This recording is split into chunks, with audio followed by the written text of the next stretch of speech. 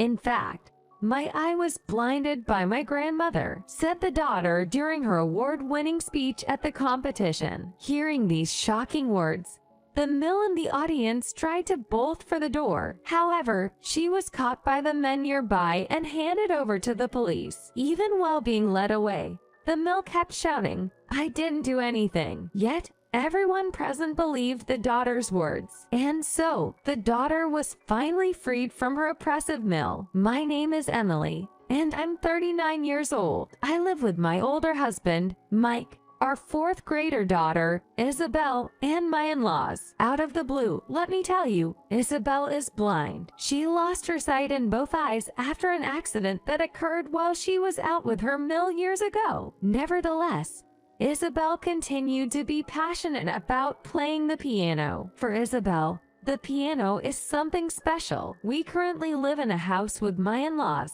and they have a grand piano. Originally, that grand piano belonged to the Mill. She had also taken piano lessons since she was a child and had aspired to be a pianist. But it seems that Mill didn't have the talent to make it as a professional pianist. Even after graduating from a music conservatory, she couldn't find work as a pianist and eventually took a regular office job. That's where she met my father-in-law. He knew about her dream and suggested she become a piano teacher since a pianist's job was off the table. They bought a house right after getting married, soundproofed a room for the grand piano Mill already had, and prepared to take on students. Initially, the piano classes started really small, just 1 or 2 students, but word of mouth spread, and at one point, she had about 20 students. Even my husband, Mike, learned piano as a kid due to Mill's influence. Later, Mike developed an interest in baseball and quit piano. But Mill always said she'd definitely teach our grandkids piano someday. So when Isabel was born, she started teaching her piano from a very young age. Even when Isabel was still in the womb, Mill would play the piano every day as some form of prenatal education. Maybe because of that, Isabel started sitting in front of the piano and practicing from around the age of 2.5. Isabel, who's been familiar with the piano since she was little, even has perfect pitch. Now, she can easily play songs by ear. According to Mill, Isabel has a natural talent for piano. Despite becoming blind, Isabel never skipped her piano practice. Mill was with her all the time, practicing for hours on end every single day. Thanks to that, Isabel has managed to play the piano proficiently even after losing her sight. Even though she's blind, it seems like Isabel's senses have sharpened. Her piano playing is so expressive that even a novice like me is moved by it. At my Mill's piano recitals, among a sea of students, Isabel is always the finale, a testament to her talent. My Mill is determined to turn Isabel into a professional pianist and has recently entered her into a piano competition. The competition is 2 months away, but intensive training has already begun. Gone are the days of a few hours of practice. Now it's practice before elementary school, practice after school, and more practice after dinner. My Mill keeps saying, "I want Isabel to fulfill the dreams that I couldn't." She says this day in and day out. Sometimes they'd even go to public parks with pianos for live performances, and Isabel was all for it. I usually accompany them to act as Isabel's eyes. As the competition nears, Isabel's performance level is rising, to the point where she outshines most adults. More people are stopping to listen when she plays in public spaces. Then my Mill would say,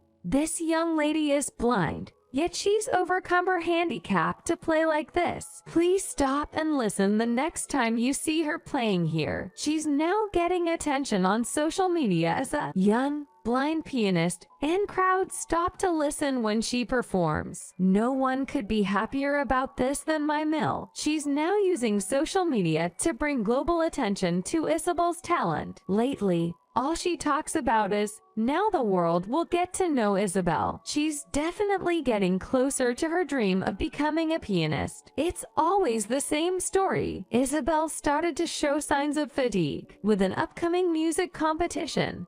She's not only practicing her competition pieces, but also playing trendy songs for My Mill's social media posts. So, Isabel's practice sessions are getting more grueling each day. Despite this, Isabel keeps practicing without a single complaint. I started to think that My Mill is pushing her too hard.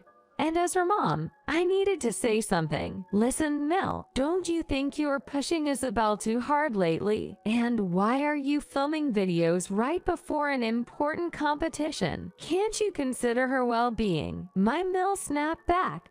Who are you to say, Emma? If you're so concerned, why not cook her some nutritious meals? That's all you're good for. Only I can nurture Isabel's talent. She dismissed me outright. If I knew more about piano, would she have listened? Either way, I still think it's too much. So I tried to make Isabel's daily life more relaxed. Finally, the day of the competition arrived. Isabel didn't seem particularly nervous, but I sure was. The playing order was determined by drawing lots, and Isabel was scheduled to play last. All the kids gave stunning performances, befitting a competition setting. Finally, it was Isabel's turn. I was hurried for the performance. My husband and in-laws took their seats in the middle of the hall. Isabel began to play. Her performance was awe-inspiring.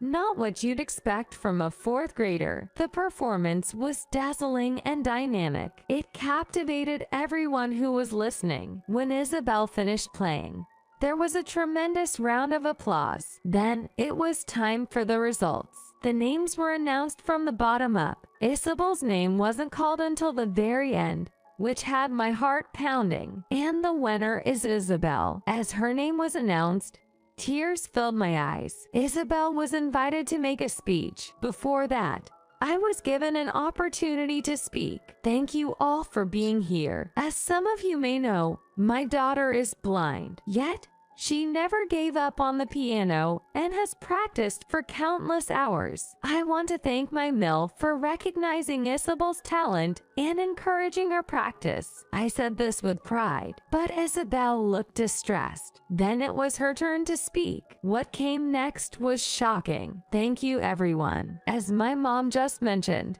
I can't see. I've never been able to tell her this, but actually, I became blind because my grandmother deliberately blinded me. It wasn't an accident. The room was silent. The silence was short-lived, though. Murmurs quickly filled the room. Is it true she was blinded on purpose? I can't believe a grandmother would do such a terrible thing to her granddaughter. Frankly, that's just inhumane. I glanced towards where my mill was likely sitting in the middle of the audience. Sure enough, she was trying to leave. In a split second, I pointed and yelled, "That's Isabel's grandmother." Someone grabbed her. I was pointing at my mill. My mill was restrained by some men nearby. Her face turned pale, and she was visibly trembling. She yelled, "I've done nothing." Are you really going to believe a child? I was pointing at my mill. Isabel, did your grandma really cause your blindness? Yes. She said I didn't need my eyes to play the piano well, but she also told me to say it was an accident. How horrendous. When the incident happened,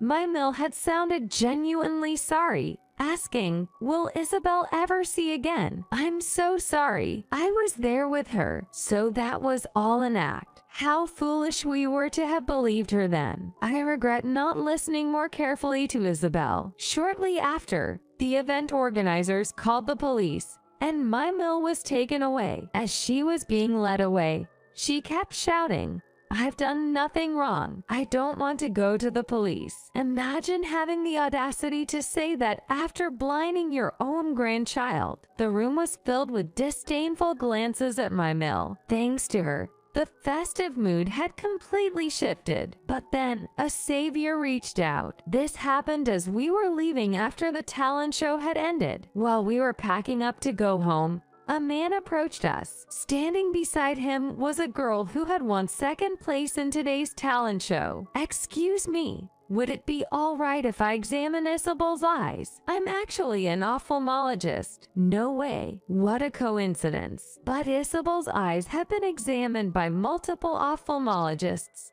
all of whom said they couldn't be healed. Could he really do anything about it? We're grateful, but multiple doctors have told us her vision won't recover. I don't want to get Isabel's hopes up. I work at a university hospital that specializes in regenerative medicine. We could assemble a team to treat Isabel. Are you sure? Yes. Can we give it a try? I was hesitant to trust him instantly, but I thought, well, it's a university hospital, so maybe. I decided to ask Isabel what she thought. "Hey, Isabel, this doctor wants to examine your eyes. What do you think?" Isabel then responded, "If there's a chance I can see again, I want to be examined." She said it quite clearly. I began to think that maybe it's okay to trust this man if it's what Isabel wants. A few days later, I heard from the police about my Mill's confession. Once she got to the police station, my Mill finally opened up about what she did years ago. It turns out, just like Isabel said,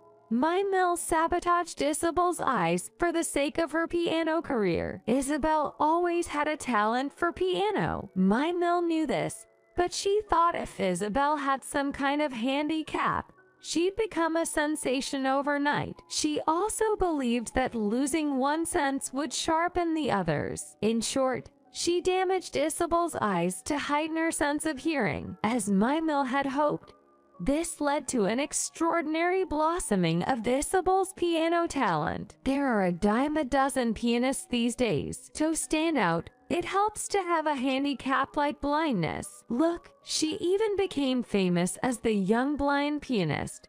Blaming me entirely is wrong. She had the nerve to say, what she did is obviously assault. Thank goodness Isabel testified before the statute of limitations ran out. The time has come for her to face the consequences for all she did to Isabel. 3 months later, Isabel's eye treatment was almost over, and it was time to remove her bandages. She's been through various tests, doctor visits, and treatments, and has been really brave. When the nurse unwrapped the bandage, Isabel slowly opened her eyes. Then her face lit up in pure joy. "Mom, Dad, Grandpa, I can see," Isabel exclaimed with joy in her voice. After that, the doctor examined her and found that while her vision hadn't fully returned, it was good enough to be corrected with glasses or contacts. The first sight she saw in years seemed to be magnificent to her. "I'm so happy to see your faces. Can't wait to go to school, hang out with friends, and study. And of course, I'll keep practicing the piano," Isabel cheerfully said. Seeing Isabel so happy made us realize how worth it the treatment was. With her regained sight, Isabel was able to transfer from a school for the blind to a regular elementary school. She could now go to the same school as her neighborhood friends. Around the same time, my Mill's sentence was finalized. What she did was inexcusable and malicious, and she was handed a severe punishment. Looks like she'll be doing time. My in-laws decided they couldn't stay married any longer because of this. Though my Mill was against the divorce, thanks to a good lawyer my father-in-law hired, the divorce was finalized. He even demanded alimony and medical bills from my Mill for Isabel. It's going to be a hefty sum. During the divorce, the property was divided, and all of my Mill's share went towards paying the compensation. She had no money left, and even had to sell her valuable jewelry and designer bags to cover the remaining costs. She agreed to this because she really didn't want to go into debt. So in the end, my Mill was able to make the compensation payment to Isabel. My husband also decided to cut off ties with his Mill. He visited her in jail just once, but seeing no remorse on her part, he decided it was time to sever the relationship. "We're not planning on seeing you ever again, Mom. Even if you get out after serving your time, Don't even think about hanging around our neighborhood. We'll call the cops, he told her. So Mill was left all alone. Now on to us. We bought a new house in Isabel's school district, far away from the in-laws. We thought it'd be unhealthy to have Isabel live in a house with bad memories associated with Mill. We also decided to buy a new piano. We used the money from the hefty settlement we won from Mill for it. When we asked Isabel if that was okay, she was thrilled and said yes right away. So we built a soundproof room in the new house and purchased a grand piano, enabling Isabel to resume her musical activities. Previously, Mill was Isabel's piano teacher, so we had to find a new one. Luckily, one of the judges at a recent piano competition was so impressed with Isabel's performance that he offered to teach her personally. It's an honor, really. Isabel seems to really like her new teacher and attends the weekly lessons with enthusiasm. On days without lessons, she actively plays her new piano. Now, she can play any music she likes without feeling pressured by Mill. As her parents, we're all set to support whatever Isabel wants to pursue. The only unexpected snag has been the cost of the lessons. The only miscalculation was the cost of the lessons. Given that the teacher is well known, the lessons are a bit on the pricier side. So I've decided to take up part-time work. Even though I've been a stay-at-home mom until now, I'm willing to work hard for Isabel's sake. Now that I'm working, my husband and I have agreed to share household duties. My husband said, "I've let you handle it all so far. I'll help wherever I can for Isabel's sake." Hearing him say that, I feel like our relationship has gotten even stronger. We want to focus on supporting Isabel's dreams and living a happy life as a family of 3.